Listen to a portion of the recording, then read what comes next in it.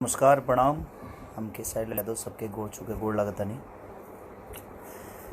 और काल एगो गाना हमारे रिलीज होखे वाला बा,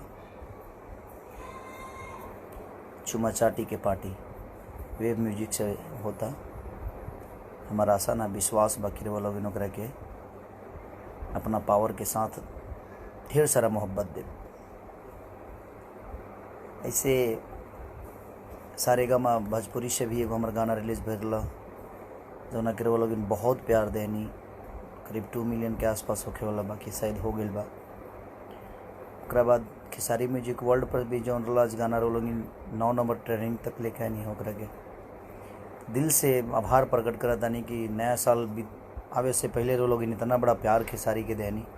अब वो सबके अपन पावर काल दिखावे के बाद शेयर से लेके कमेंट से लेके और खूब सुनी चुमा चाटी के पार्टी। और बहुत खूबसूरत गाना बा जौन के राइटर पवन बाबा बानी होकर और वेब म्यूजिक से रिलीज होता चुमा चाटी के पार्टी। तो रोलिंग के काल अपन पावर दिखावे के बा कि कितना मोहब्बत रोलिंग। ऐसे तो मोहब्बत रोलिंग करबे करी ले, लेकिन काल वो सबके परीक्षा बा। काल दबा के प्यार देवे के बा। ऐसे जे काल लास्ट गाना हमारा रिलीज होता, एक बाद कोनो नया साल के गाना ना हुई। अब जौन भी हुई लोकगीत हुई उनके बीच में। तो ढेर सारा प्यार अजय सिंह राजपूत। धन्यवाद भाई जी जे भी आए, सबके प्रणाम। और पवन बाबा के लिखल वो गाना हो चुमा चाटी के पार्टी। तो बस ये कहे खातिर हमें नहीं है। और लोग सारेगामा भोजपुरी पर भी बहुत प्यार देनी है। करीब 2 मिलियन होखे वाला बा। नया साल के कोनो पहला गाना बा कि मैंने इतना जोर शोर से वो लोग मोहब्बत देनी ओकरा के।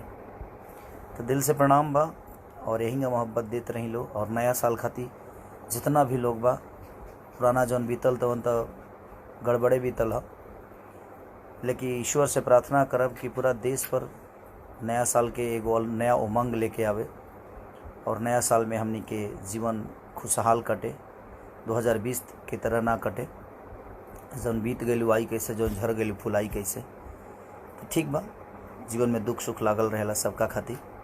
तो बस हम यह कहल चाहतनी कि काल इतना प्यार दी कि हाँ लागे जहाँ यार ऐसे तो आप लोग प्यार देते ही हैं।